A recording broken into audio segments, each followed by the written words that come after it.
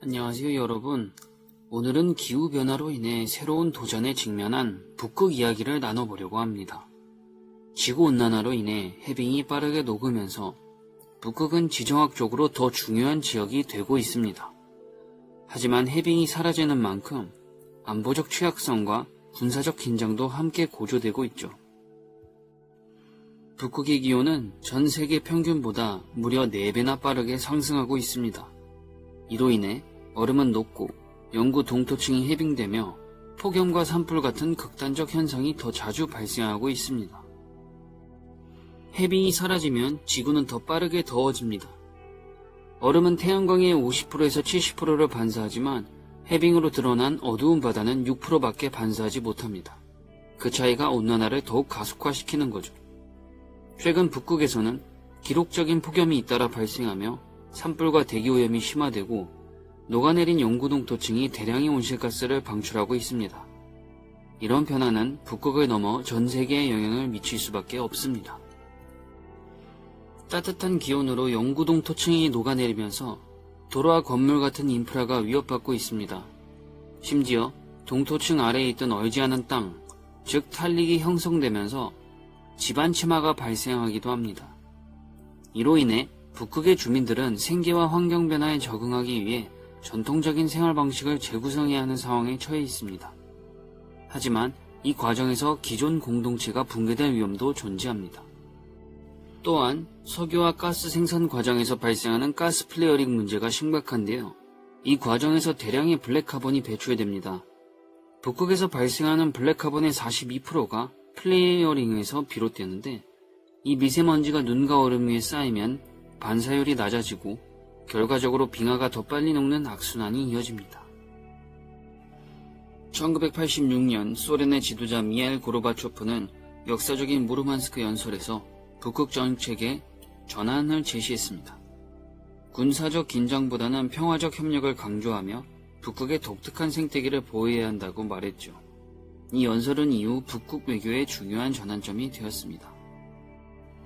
그렇다면 북극을 어떻게 지켜나갈 수 있을까요? 바로 북극 예외주의의 이상에 따라 설립된 북극이사회가 그 답이 될 수 있습니다.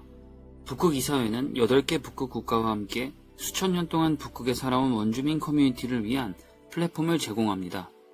기후변화로 인해 도전이 커지고 있지만 이곳에서 평화적 협력과 지속가능한 해결책을 모색해 나가는 것이 바로 우리가 나아가야 할 방향입니다.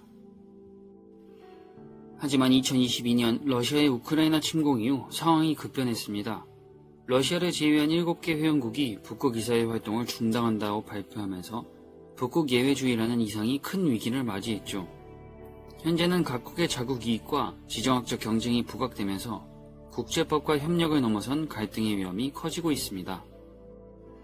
북극 지역의 약 3분의 2는 북극해의 물과 빙하로 이루어져 있는데요. 이곳은 지구기후의 핵심 역할을 하면서도 매우 취약한 생태계를 가지고 있습니다. 북극은 남극과 달리 특별히 조약체제의 보호를 받지 않고 해양법에 관한 UN 협약의 적용을 받습니다. 러시아는 2035년 전략비전에서 북극해를 국가 권력의 핵심으로 보고 있습니다. 이미 북극연안에 따라 수십억 달러 규모의 석유 및 가스 프로젝트를 개발하며 입지를 강화해 왔는데요. 북극의 자원을 활용한 경제적 이득을 극대화하려는 모습이 명확합니다.